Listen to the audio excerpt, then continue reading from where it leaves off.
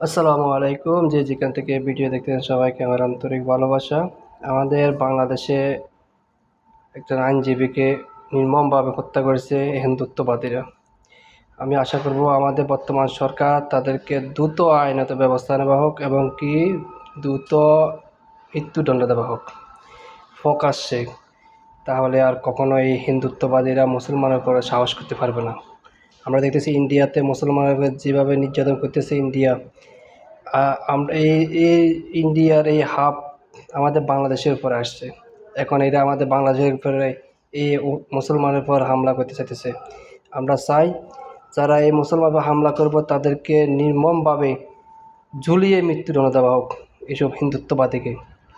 এবং ইন্ডিয়ার কোনো দালাল আমাদের বাংলাদেশ নিয়ে কোনো কথা না বলতে পারে।